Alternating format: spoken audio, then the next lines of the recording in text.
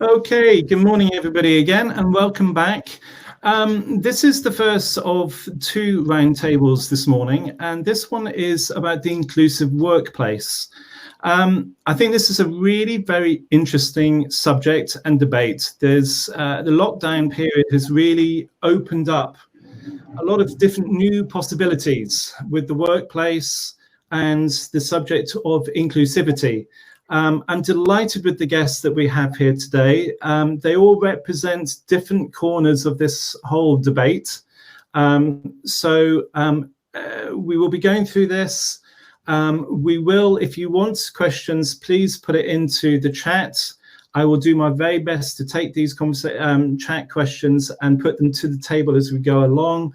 We do have quite a few questions which we've been working together to try and give you as much insight to a lot of the sort of the issues with this. But that's enough for me for the time being. And what I like to do is I'm just going to briefly go around to introduce everybody as they appear on my screen. So the first person, oh yes, and one big thing, my sincere apologies that we do have some rather interesting variations of their names. So some people have lost letters in their names and some people gain letters. We like sharing these things. I will start with Roland, who doesn't have the W in his name. Roland. Good morning. Roland without a W. I'm a disability consultant and I'm an author and work with clients in public, private and third sector organisations, as well as coaching individual adults who have become disabled later in life. Thank you, Roland. Welcome. Michael.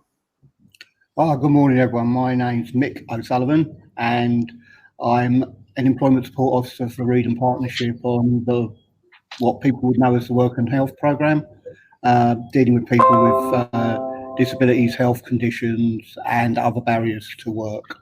I support people within the workplace and I also try to broker deals with employers for reasonable adjustments and access to work, etc., and supply and provide employability support. Brilliant. Thank you, Mick. Can I introduce Sandra? Good morning, everybody. My name's Sandra Porter, and I'm on an HR services company called the HR Department. We really focus on helping small, medium-sized businesses. We've got about 150 clients across North Surrey, Greater London, and so obviously the changing workplace has been very topical over the last 6-9 months. Thanks, Paul.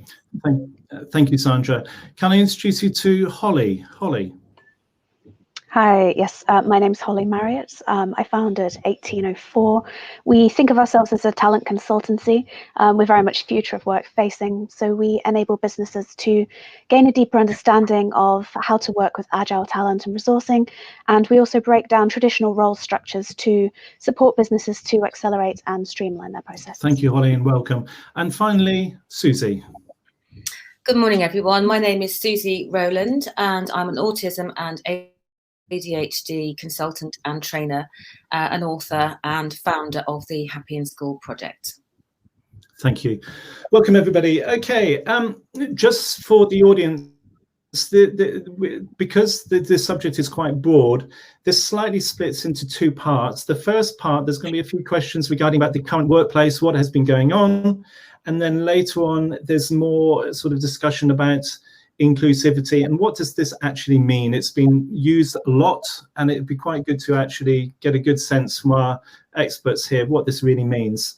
So to kickstart this, the first question really is, the COVID pandemic has made us reevaluate the traditional workplace. Do you think this is a short-term change, or do you think this is here to stay? And I'd like to ask Sandra that question to kick off with first. Thanks, Forbes. My short answer is I think it's here to stay.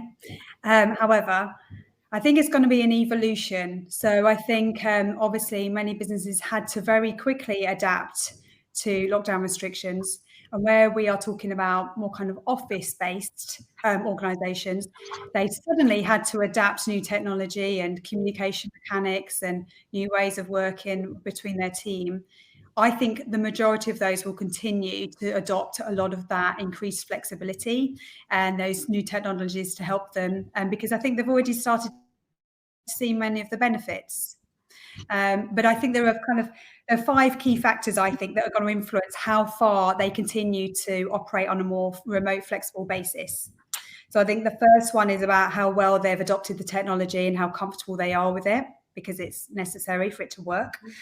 I think there's a lot about the trust and the culture. So I see such a difference between the MDs that we work with and those that are more willing to allow people to work from home, as in terms of how much they trust individuals to continue to work when they're out of sight. I think obviously cost has a massive impact. We've definitely seen some of our clients that have given up their offices. They believe they don't need to have that overhead anymore. They've given it up. That's it. Decision made. So clearly they're adopting it. I think the personality of the individuals, and some people just are happy to work at home and have got the environment to work from home, and others don't. They need to be around other people. And I think they're really feeling that sense of isolation being at home, and that will bring people back to the office over time, I believe. And then the last one, just the type of jobs they do. You know, some jobs are easier to do from home than others. And so organisations have to look across those factors and work out what is the best fit for them. Hence why I think it's going to be an evolution over the coming months to see where they end up. You, just curious, just at the end there, you said the coming months. Do you feel as if it is that shorter time frame, or do you think this is going to take a bit longer to roll out? I think some businesses have already made a plan and put things in place. And others, I think it will take a much longer period of time. I think they will still be adapting to the new technologies and the new ways of working over the next kind of year, 18 months, couple of years for some. I think it's just going to evolve as they trial things. I think, to be honest, it's a trial and error. You know, I think some businesses will make decisions and then realize there are unintended consequences, and they may need to then continue to adapt. So we're trying to work with our clients to say, don't say this is it, just say, let's trial this. Let's trial this way of working for 6 months, and then let's check in on whether that's working or not, and how will we know if it's working or not, and try to have a very open communication with the team until they get to a place where they feel like they've got to the best compromise. Thank you, Sandra. Holly, from your point of view, what's your view on this? I mean, similar, I think. I believe it's here to stay. I certainly hope it is. I mean, I've worked remotely for 7 years. I think people are slow to understand the opportunity in moving away from a traditional structure. Whether the pandemic drags on, I don't think we can go backwards. I really don't think that once somebody has experienced and hopefully enjoyed working more flexibly, and the benefits that it can offer them, it's the idea that somebody can, gain more time back. They lose that commuting, they have more time with family, they are able to do more things that are actually important to them outside of a workspace. The ability to enjoy that and to enjoy working remotely and flexibly for most people, we've done a lot of research on this, is a positive. And I think, people are going to be able to say to their employers, we understand that you want us back in the office, but we've done it flexibly for 6 months. We've achieved all of the goals that we were set out to achieve, and we don't feel like there is a reason for us to be back in the office all the time. And as far as we can tell from our survey, most of the people who have been working remotely have said they don't want to do it all the time, maybe 2 days a week, 3 days a week, 4, but to have the option of the flexibility and to have that trust from their employer is the most important thing. And it really is building those, bridges to make sure that people feel comfortable and that they have opportunity to say that that's their personal preference. Whereas in the past, you really didn't have that. And I think it's opened people's eyes to the fact that it is a possibility, and that people may want to work like this long term. Thank you, Holly. I think you mentioned the word trust there. I think if you were to ask a lot of businesses about a year ago, they would say trust is one of the main elements. Will the staff do what they're supposed to do? That's always been the old argument, that how do you manage the staff when it's sort of virtual? I think this is really, to coin the current phrase, it's been a bit of a circuit breaker, because I think it really has changed people, and I think actually you can do it. If anything, possibly the productivity and how the days have stretched have not been quite so favourable, because people's length of time has been working longer. Michael, Mick? Yeah, hang on. From your perspective, do you get a sense from businesses from your area of how they're responding to this? You're on mute. You're mute. I think it's as though everyone else has said, it's an evolution and it's a suck it and see thing. I think there's a lot of factors to be taken into account from my point of view. Is flexible working and home working is great. It opens opportunities up for people. It opens opportunities up for people who have social anxiety. It opens up a lot of opportunities. But on the other side of the coin, there's that lack of social interaction between people as well, which can be very hard and very isolating for certain people. So it's the same thing as if I take people into an office who suffer from social anxiety, where it becomes hard at first to put them into the office situation. After that, it's the complete opposite with home working. Some people will settle into that, but some people need the stimulus and the interaction to be the best that they can be inside an office environment. I think the advantage to it is that you have the flexibility to be able to provide a bit of both to suit people. Businesses have the chance to cut their overheads by not having the office space that they have to start with. And I think that could have a social knock-on in other areas as well. But as far as is it here to stay, will it change a lot? I don't know whether it will change the dynamic of the people who are employed. I think that's what we're talking about, is inclusion of everyone here. And I think the big question is, how much power has it got to change the dynamic of the people that people employ? Well, that's a very nice segue, Mick, to really the second question, which is, do you think businesses have seen the potential yet of the new workplace or flexible working, or do you think this has actually been led more by the employees? Who would like to answer that one first? You can raise your hand if you want to. Sandra. I think we definitely haven't seen all the benefits yet. And I think many organisations, the changes have been driven by employee preferences, because we've had to go through, obviously, a whole process of risk assessment to understand where people may be living with people that are more vulnerable or that are shielding. And therefore, that has driven a lot of the conversation around whether they should be at home or to what degree they might be coming into work. And if they're coming into work, is it best to miss the busy times and therefore different working hours, shorter working time? So a lot of that's been driven by the nature of risk assessment and that conversation. But I think I'm hopeful that businesses will really start to use what they've learned from this process to plan for the coming months, years ahead, to say, well, how then do we find that compromise or a hybrid model whereby we have core hours, but people can work flexibly around that to create a balance between the need for inclusion, and as Mick said, but also the flexibility to allow the benefits, as Holly said. So it's how we try to get there. So no, we haven't found all the benefits yet, but hopefully there's been enough learnings and enough case studies of where companies are making it work to help everybody kind of really plan that as part of their business plan as they go forward to get the benefits. Yeah. Forbes, you're on mute. Forbes. I need a new lesson in how to operate these things. I'm sorry. I've done this more often this morning than I've done for the rest of the year, I think. Oh, Holly, is there anything you'd like to add to what Sandra just said there? Yeah, I mean, I think a lot of businesses are afraid of change, especially traditionally structured businesses in certain industries. They are slow to really see the potential unless it's been proven to them in a way that they feel is acceptable. And, it's uncomfortable for people. It makes people feel uncomfortable, certain types of leaders not being able to see the people that are working for them. They have, traditional structures for monitoring. That person physically sits in front of them. They can see they're doing something. I think it's very hard for some people to let go of that and that level of control. And really, I think they're going to need to understand and adapt that, people do want to change. Working has to change, regardless of whether they like it or not. And really, that trust that we touched on, I've read articles about people forcing their employees to download monitoring software onto their computers so they can see their keystrokes. I mean, it's horrific that people would even consider that to be acceptable.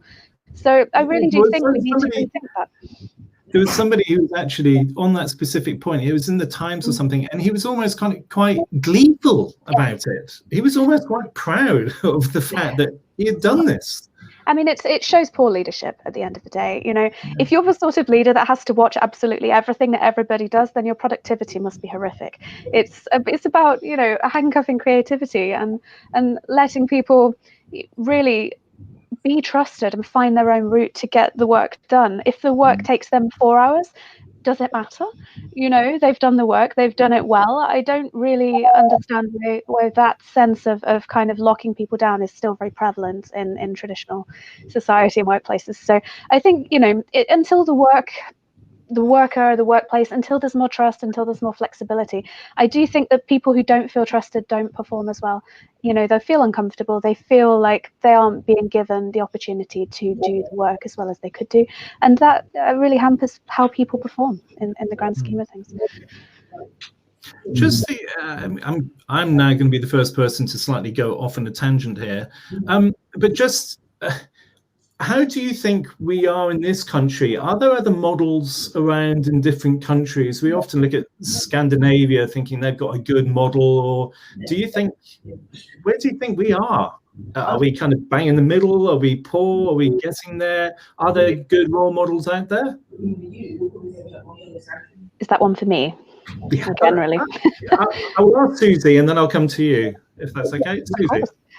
Yeah, it's been fascinating listening to the conversations, because just an answer to your question, I think that we are moving in the right direction, but as Holly mentioned, we have a very traditionalist approach to employer and employee, and it almost goes back to the post-industrial period where you'd go into work and clock on, and there's still sort of an element of that, and you know, that whole trust issue is a big one that's still sustained in many workplaces, and I think it's almost a relationship between the bigger the company and the organisation, more control that they want to have on the employees, whereas, you know, corporations and small companies and SMEs and boutique agencies, and there seems to be a lot more flexibility the smaller the company size is. There seems to be some relationship between that. So I think it's very interesting that you know, a lot of women. I mean, I used to work in the advertising and communications sector,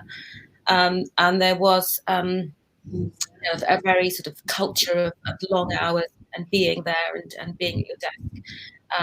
You know, and if you were with a client, and when I became a parent and having to negotiate for flexible working, I mean, we're talking sort of, my daughter's now 27. There was a huge onus on the employee to state the need for flexibility and prove that it would work. And, you know, in my case it did, but I had a lot of history behind me. I had a proven track record. So I think employers do need a sense of, you know, what does this mean for me? What does it mean for the business, before they understand the benefits of the flexible working arrangement. And I think it's very much about that relationship you have with your line manager, ultimately, on how that works and how successful that will be. And I think, unfortunately, in some organisations, if it hasn't worked out for various reasons, when the next person comes along, they will, you know, the employer will inevitably think, oh, well, I'm not sure about that because this and this. And I think every individual case needs to be reviewed in that way, as, you know, what's right for that company, what's right for that individual, and what's right for, you know, what's the individual contract negotiation going to look like. Some very, very good points there.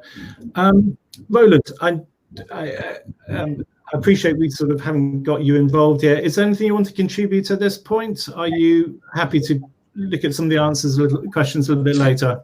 The only thing that I would like to contribute is on the Global Happiness Index, Sweden is one of the highest ranking countries, and research has established that they are happy because they have a higher degree of trust in each other than in other countries where happiness is not so prevalent. So people, for example, so I'm told, in Sweden are happy to leave their doors open and that kind of thing. The crime level is much lower than in other countries, because converse is that they've got a much better social security system and all of that kind of stuff. So there is less of a need for potentially for people to feel that they have to engage in crime in order to be able to do whatever they want to do. So that relates, I think it was Holly that was saying that people who feel trusted are actually more productive and are happier. Holly. I have something else to add along the Scandinavian line, is that, you know, the reason that Danes are so famously happy as well, very similar to Sweden, is that they think about education in a different way in terms of how they encourage their children to think about success. And they don't praise being intelligent, they don't praise cleverness, they actually praise achievement and trying to, you know, work hard at things, rather than actually that whole thing of you're very bright, you know, well done you, isn't this lovely? It's more you tried very hard at that and you put a lot of effort into it. And I think it very much relies into how we think about how we, you know, structure teams and how we praise teams and encourage them to be good at their work. Whether something comes out in quite the way you would like it or not is sort of beside the point, especially in a remote environment. You want to be thinking about how hard has someone worked at that, you know, and how much effort have they put in, especially in an environment that might not be familiar to them when they're working alone in a less collaborative state, where they've really tried hard to put their opinion across and to achieve something. So I think it's about thinking but different ways of you know, encouraging teamwork and encouraging how people think. Thank you. Just a minute. There's some bit of background noise. I think it's coming from me in an office. Yeah, would you mind just putting your mute on? I want to come to you with a question in a minute, Mick, but I think it's slightly bouncing in. So if you could just put on mute for a second. Sandra, you had your hand up. I think it's a challenge. I think that conversation regarding kind of appreciating input and effort and contribution, I think it's just a real challenge for businesses, because as they try to trust people and not rely on, are they sitting at their desk in front of their computer as their measure of contribution, is that there obviously is a sway towards how businesses just measure outcomes. So say, okay, we're contracting you and paying you for 40 hours a week. Work whenever you want to work, as long as you fulfill your job, and therefore the outcomes need to be X. And I think there's a lot of debate about that at the moment, about how do businesses focus on the outcomes rather than the time spent, so that they can run an efficient business and pay the right amount for the skills and the hours, but focusing on, are they getting the job done, which ultimately that's what businesses need, isn't it? Is that people are getting the job done and they're getting the right outcomes. I think it's a real challenge as to how you manage that carefully, so that people are engaged, they're inspired, they're motivated, but business ultimately get the outcomes so that they can survive, is a challenge. Yes, it is. Mick?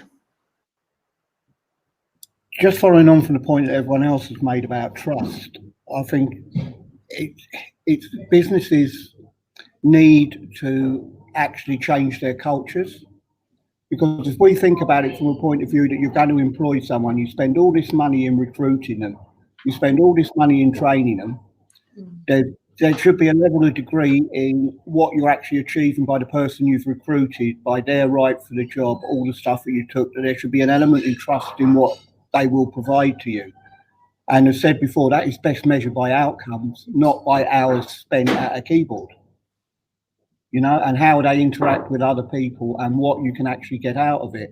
And I think that's where, as a country and as the businesses in this country, need to severely look at what was said before. We're very hamstrung by what is traditional, by our traditional factory hours from the Industrial Revolution, by production line economics. We're kind of stuck in that rut, which doesn't help working in new ways and flexible working, but it also doesn't help the main point of this roundtable, which is the inclusivity of everyone, because people's eyes and companies are very much blinkered at the present moment in time. And I think that's needed.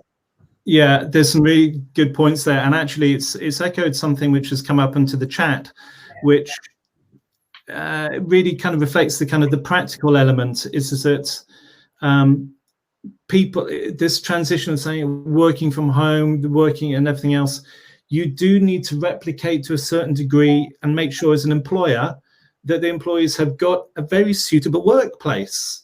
Have they got the space? And I think there's a lot of, oh, it's easy, just you can work from home. And there's younger people who may not have the space or the physical needs, the tables. And I think employers need to be very mindful of that. And actually, there's an element of having to invest in that. Mm-hmm. You can't just ask all your employees, well, go off you go. You do need to invest in that environment. Roland. So I said earlier on, I work with lots of different organizations across all different sectors. And obviously all of the work I do is via the internet, virtual. And the number of people who appear to be sitting in a chair in a cupboard with their laptop on their knees, or cramped up in a corner of the bathroom, or on the stairs in the home is just astonishing. But, and I'm not an expert in this area, where does the legal responsibility of the employer fall in determining that somebody working from home is health and safety compliant and so on? Whose responsibility is that? I can say safely, I'll ask Sandra on this one.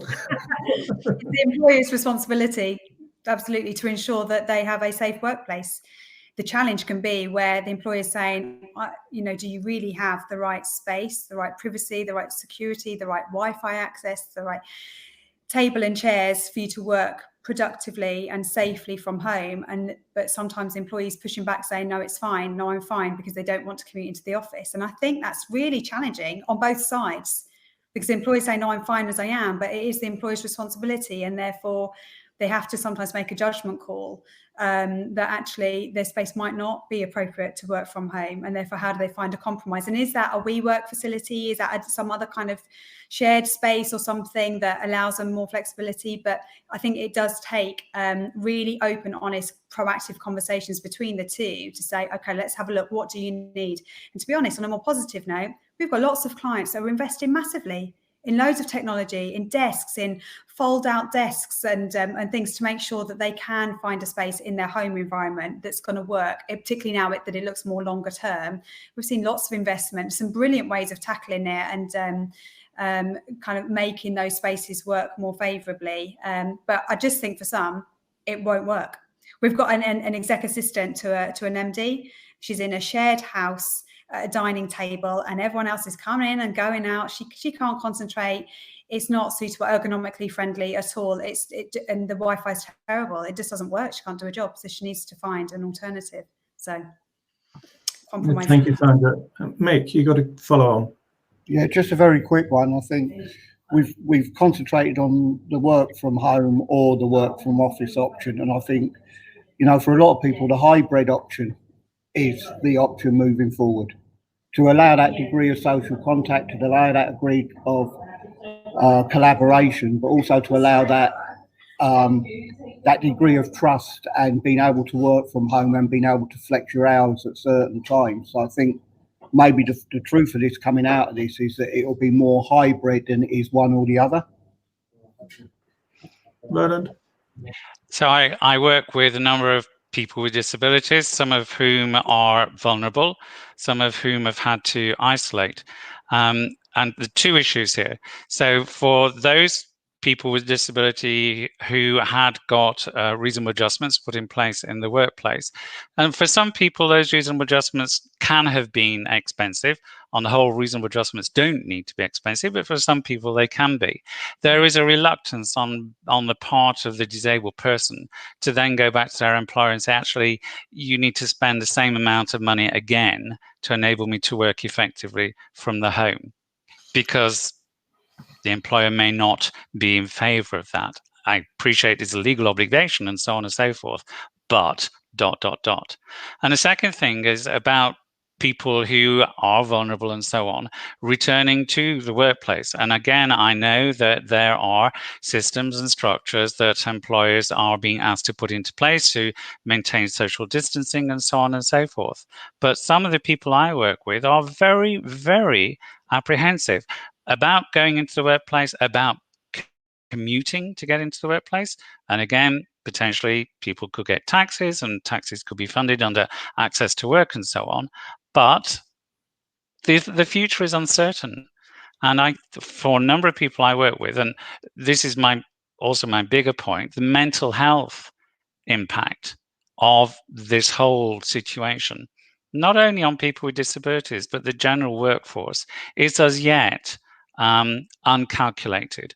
There is no statistical evidence yet to support the argument that this is having a huge negative impact on mental well-being. But anecdotally, certainly the people I'm working with, that is a huge issue. Susie. I think that this COVID experience is a huge opportunity for everyone, actually, to change the way that we work, and to change who we work with and how we work, and provide an opportunity for people to bring their whole self into the workplace, because a lot of people have always had that sort of struggle between work life and home life. And I think now is a great opportunity. We're forced to do it at the moment, but we can put things in place and start to almost rewrite the rule book on how this is done. And I think smart companies that do that now and look at the tax and look at reasonable adjustments and look at the employee law and the Equality Act will survive. And I think if companies don't take this sort of test bed, if you like, of the changing workplace, they won't survive very, very much longer. I think this is something where we have the technology. We are no longer in the industrial age. We can have calls with people any time of day and night. We can communicate, at the push of a button. So I think the workplace is a little bit slower to catch up with the technology. And I think this is a great chance for us all to really sort of rewrite it and engage all of the different sort of stakeholders in this conversation. And, maybe smart companies can come out with something that stands a fighting chance of survival, and can have a dynamic workforce. And I think we have to try and look positively and really start to change everyone's mindset on this. Thank you, Susie. I'm going to ask Roland to follow on, and then I just want this a little segue which I want to go back to as the next question. But Roland, do you want to follow on? I just wanted to pick up on something that Susie said, and I appreciate, Susie, you probably didn't mean it in the way that I'm interpreting it, but you said we can make calls at any time of day or night. And there's this new expression that suddenly appeared, techno-stress.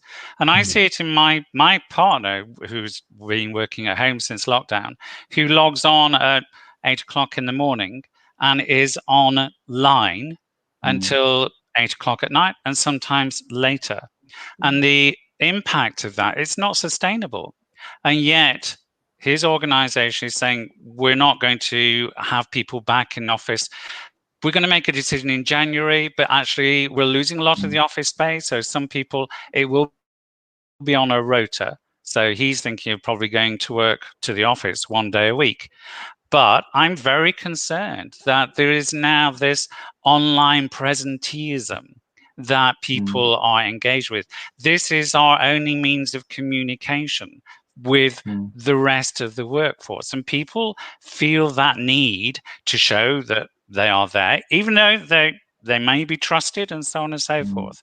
It's not healthy. It's not sustainable. I think that's, yes, Susie?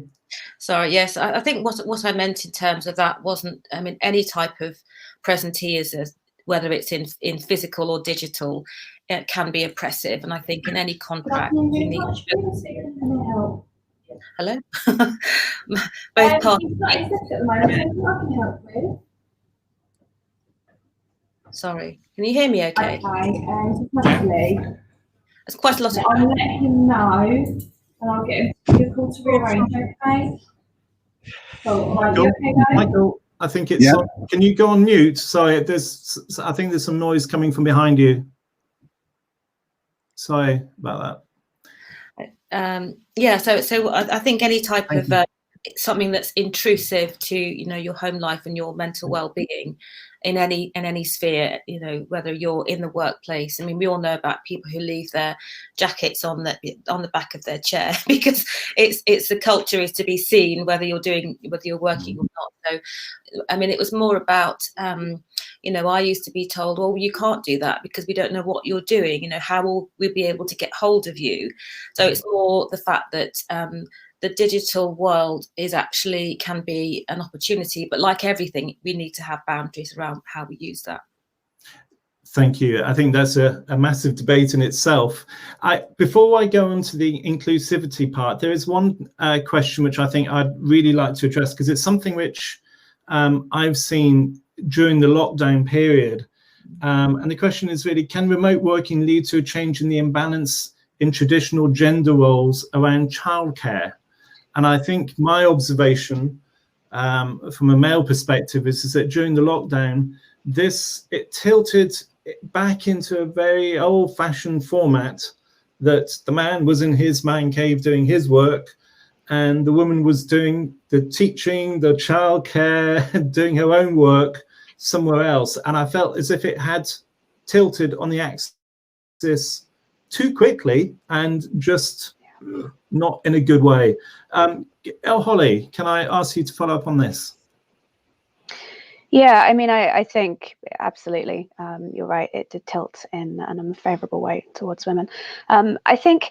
I guess we need to understand everybody is in the same position ultimately at the moment, unless they have a job that cannot be done from home. And, women have been found across the board to have taken on a higher percentage of childcare. That's it's a fact.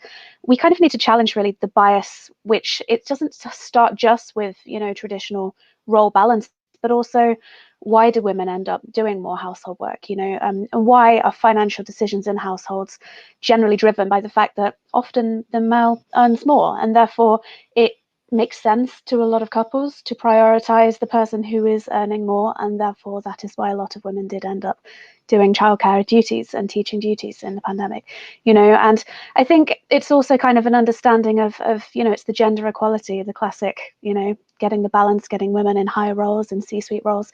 And I think it feeds into that broader conversation, because if women, had more financial power across the board, then perhaps it wouldn't have tilted in the way that it did. And I think that's, for me, that's part of the larger question. I think it's also, there's understanding that needs to be had from employers around working hours. I know Susie said, that you had difficulty with this when you were, you had small children, but I think employers like to say it's very attractive, we offer flexible working, but how flexible is it really in the grand scheme of things? And I think unless, you have an understanding from your boss, your line manager, whatever, that, you're not sort of skimping and doing something that you shouldn't be doing by picking up your kids, by, dropping them off, all of those things.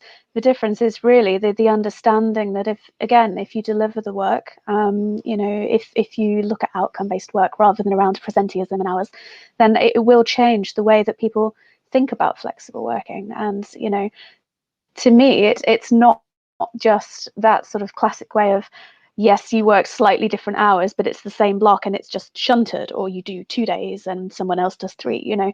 For me personally, it's complete flexibility. If I choose to go away and I want to work my week in 4 days and take another day off, I mean, that's a choice that I feel capable of making. And I think, the flexibility to be able to work in those ways without it having to be this huge conversation about structure needs to move faster. There need to be accelerated conversations about how people are capable of doing this. And we did a study very recently, and we found that 67% of the people who responded have a dependent adult or child. And of those people, 93% thought that working remotely would better enable them to support that dependent. Interesting. Unbelievably, we are zipping through this really very quickly. This is really, I'm really enjoying this, so thank you. We've got about 20 minutes, so I'd like to kind of slightly move into the inclusivity kind of series of questions which we've got.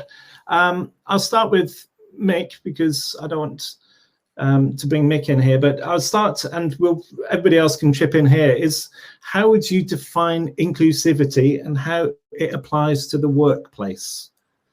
How would I define inclusivity? Yeah, I'll start. It's an easy question. It is. It actually is. I think inclusivity means everyone has an opportunity, everyone has a chance, and I think that's outside the workplace as well.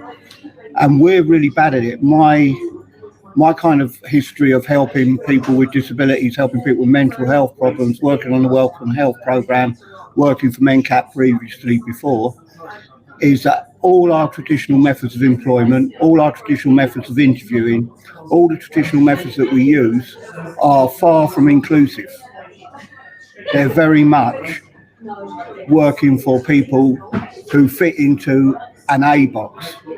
Yeah, that I'm just what society would consider normal, and outside that, there's no inclusivity for that. Whether you're a mother working from home who has the ability to do the job, to a person with a learning difficulty who can't relate to an interview question, and everything else like that. And we're very much in danger, if we're not careful, of going down this technology line where we disinclude a load of people from everything. You know, we have inclusivity in the workplace. First thing is, buildings should be inclusive so that everyone can actually work in them in the first place. You know, that's, by meaning inclusivity, we've got to, as a business, as culture, as a country, just include everyone as children do. What we do is we carry our bias into our business, we carry everything into our business, and we like to put things in boxes, pigeonhole them, and there's just one way of doing things when there's plenty of other ways of doing things that can include everyone. So I really believe inclusivity is really, really important, but it needs to be inclusive to everyone. So there doesn't need to be one way of employing a person. There doesn't need to be one way of contracting them. What you're looking at is the person and their ability to perform the task within that job. Yeah, not whether they pigeonhole into a box to start with to tick the boxes to get that job. Yeah, that's thank you. No, thank you, mate. That's very succinct. Can I ask Sandra from an HR point of view where this comes in?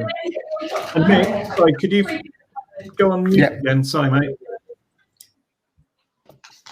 I think inclusivity to me, and the way we kind of embrace it, is my definition would be inclusivity is about kind of disregarding the differences that don't make any impact and have an impact on the ability to do a job, and embracing the differences that do have an impact on the ability to do the job.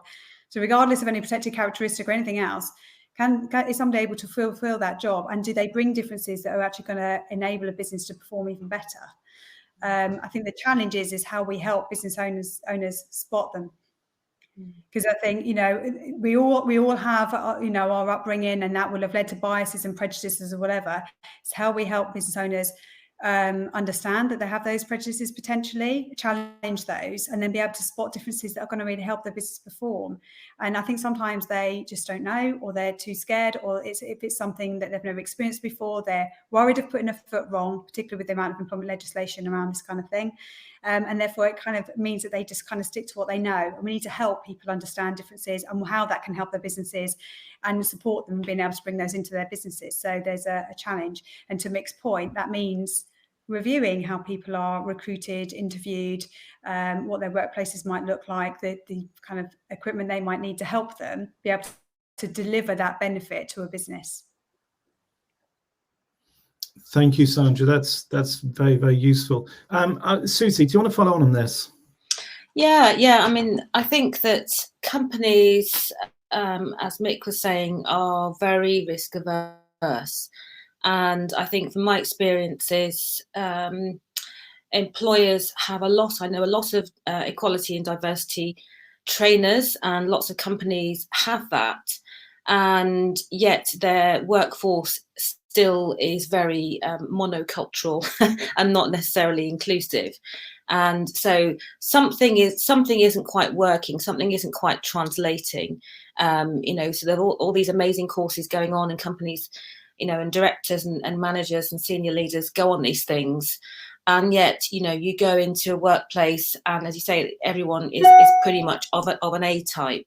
When I used to work at the charity Scope, what was fascinating at the time, their sort of philosophy was to employ in their workforce a representative sample of what different disabilities and people looks like on the outside, and actually bringing that into the workforce and living the goals and strategies of an inclusive workforce, which I think was a wonderful and creative and very, very important thing to do. And I think a lot more companies need to take more risks, because they're not actually risks, because there's a perceived oh, well, in the litigation, and it's going to be a problem, and we're going to have to spend all this money, in the same way as employing women or men indeed, family, people who have dependents. There's always that sort of what if.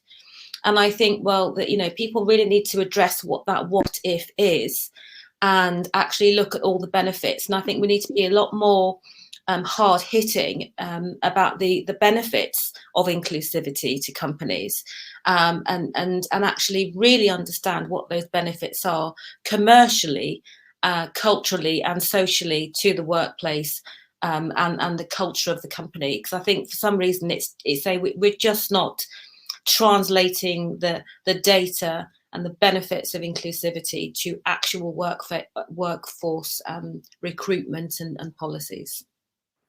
You've got two people raising their hands to this. I will go with Holly first, and then I'll follow it with Mick. Sorry, Mick. Yeah, I was just going to add, really, there's a lot of studies around how inclusivity just really opens you up to a world of alternative talents, new opinions, creativity, and energy.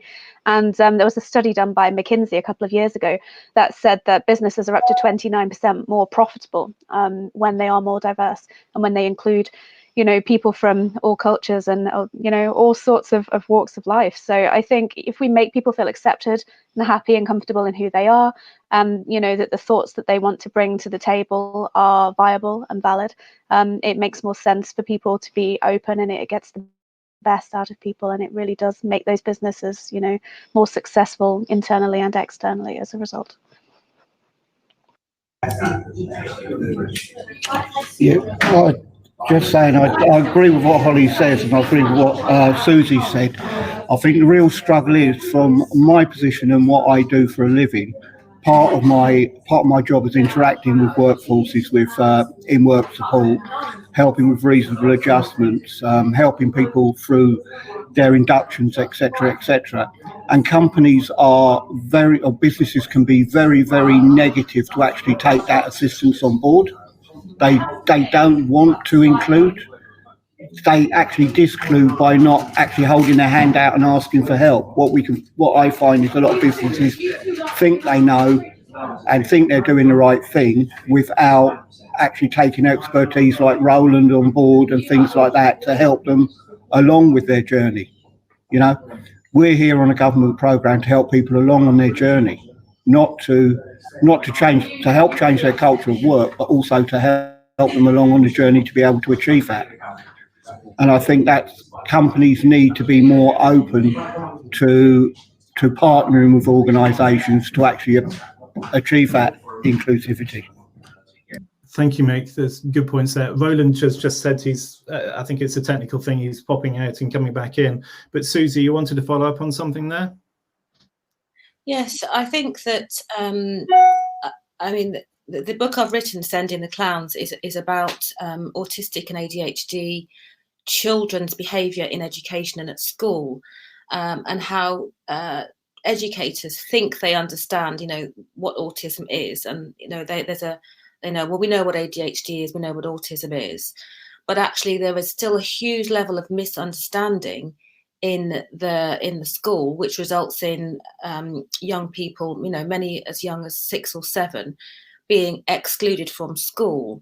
And unfortunately, what happens is those misunderstandings continue and follow that young person into their employment. So the rates of employment for for young people, leaving the school system and going into the workplace are abysmal for those with disabilities, in particular hidden disabilities like ADHD and autism.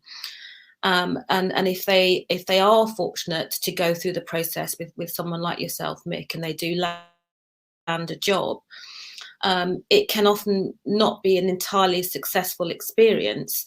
And it is because of those misunderstandings of what those behaviours look like in the workplace. I mean, someone who's socially anxious, or someone who has got ADHD, who can always come to meetings late. And a reasonable adjustment might just mean making sure that person has a buddy to remind them to go to that meeting and go with them so they know where it is. But it could look like that person is disorganised or lazy or not pulling their weight. And in the same way, someone on the autism spectrum might not want to socialise with their colleagues, not want to go out for a drink after work, and find it difficult to make friends, difficult to communicate. And again, in a workplace, all that will be perceived and misunderstood. So there's a huge amount that we need to do to make it easier to include people on the spectrum or with various disabilities, because the misunderstanding is perpetrating, keeps the problem going. And it also leaves a lot of our young people who enter the workplace with specific challenges, and leads to a lot of mental distress. So I think there is a huge opportunity again for people to bring talents and huge creativity. I mean, for my group of people that I know are just so talented and creative, and there's a dynamism, but there has to be an understanding of what that looks like in a quote traditional workplace. So it's again going back to raising awareness of what it means and how employers can genuinely support people with disabilities. Thank you, Susie. Unbelievably, we've got about 10 minutes left. I want to ask really the last question, and actually you've actually kind of answered it to a degree, is what are the key benefits to businesses to make inclusivity work? And that sense of energy and potential was neatly put together there. Roland, before technology kicks you out for good, can you give I'm still having technological problems. I'm afraid I missed large chunks of that last and we're breaking in and out. There. So we can what see are you asking me now, Forbes? So the question really is, very quickly, we're running out of time a little bit. What would you say the key benefits of a business? No, I'm afraid I'm not getting anything. So I don't know if you can hear me. I can hear all you. I can hear is squiggly noises. That's my voice. Okay, we'll see if we can try and get back, which is a shame, because I would love to have heard your view on this. Holly, what would you say the key benefits to businesses to make inclusivity work? We've got about 8 minutes left, so if we can try and get everybody's view here, how would you quickly summarize it? Yeah, I mean, I think I touched on the fact that, openness, hearing people's opinions, trying to make sure that everyone has a different approach. As Susie said, looking at neurodiversity, looking at people who, bring difference to the workplace in a positive way, and really thinking of those, additions as not a negative, but as something different that people can offer, that's a positive that the business may not have had at that point. Really just acknowledging that inclusivity does bring, great energy to a business. And I think all of the positives, far outweigh any possible negatives that a business might find by being more inclusive and understanding of people's individual circumstance. Thank you, Holly. Mick, last words. What would you say are the key benefits? Key benefits for inclusivity can even be traced back historically. We used to do a thing with Mencat where we used to work with South West Trains on a train cleaning thing with people with learning difficulties, where we'd settle them in, they'd work with people, they wouldn't have an interview. If they qualified for the job, it'd be competitive. They're given a soft interview, they were given the job. Some of them people have now progressed on to be supervisors. Some people have progressed on to be train dispatch, which is what's absolutely fantastic for the people with neurodiversity, because it actually played to their strengths. And I think that's what we mean by inclusivity, is actually playing to an individual's strengths and how they fit into the workplace and how they can best benefit the workplace. As Holly said, with creativity and everything else, that's fantastic. But to be truly inclusive, we have to be able to include people who may not be as high achieving or as high goaling, but they have some good and benefits to bring to the workplace. I've also noticed that when these people were included in an atypical workplace, that the happiness of the people who work around them was actually lifted. Yeah, the areas where they can support others is actually good for business, because it allows that, as people as mentoring to start with, to become a road for people to show their management skills and how they can get on with people and everything else. But people have to commit, and they have to, you know, businesses have to learn from people like Susie, maybe what I can bring to a business, what Roland can bring to a business, and kind of engage in them things to actually be able to move forward and produce that workplace that reflects our society as a whole. We're talking about not leaving people behind, but if we're not careful in COVID, we will be leaving loads of people behind. And I think the inclusive workplace has to reflect what we are, but has to reflect people for their abilities, not for their disabilities, or not for their lackness or their sex or their childcare or their sexuality or the colour of their skin. I think all them things are things that we shouldn't be looking at. We should be looking at what can that person bring to the business? How can they benefit the business? Thank you, Mick. Some good points there. Finally, Sandra, what would you contribute here? I think basically the more the inclusive approach that a business can take, the bigger the talent pool they can seek talent from. So the minute, if they're not being inclusive, the talent pool they're trying to recruit from is teeny tiny, really. If they can be more inclusive, they can tap into a huge, and geographically as well now, much greater talent pool, which should bring enormous benefits to their business. Oh, there we go. Thank you, Sandra. Unfortunately, Roland is really having a bit of a technical issues and problems at the moment, so that's really kind of a bit frustrating. Can I just say, I've really enjoyed this. I've actually learned a great deal from what you've all been able to put forward. And I really appreciate your time and to share your different perspectives. That's really made it a very valuable session. And I hope people have just maybe listened in and just thought it's maybe just changed their view and perspective of what this can do. I mean, what's interesting is finally there's two words, the energy and the creativity, which you've all mentioned. And I think it's, I think if people can hold on to that as a real benefit to this, to keep our minds open and to listen and to come back to people like yourselves. So thank you. We are virtually out of time. Thank you, Mick, to Holly, to Sandra, to Susie and Roland, wherever he's floating at the moment. Thank you so much for your time. And if anybody has got questions, please forward them to the chamber and we will forward you through to the various people. We'll keep the details if you so wish. But thank you so much. Enjoy the rest of the expo. Thank you to our guests here. Much appreciated, and we'll speak to you soon. Take care, everybody. Thank you. Bye-bye. Thank you.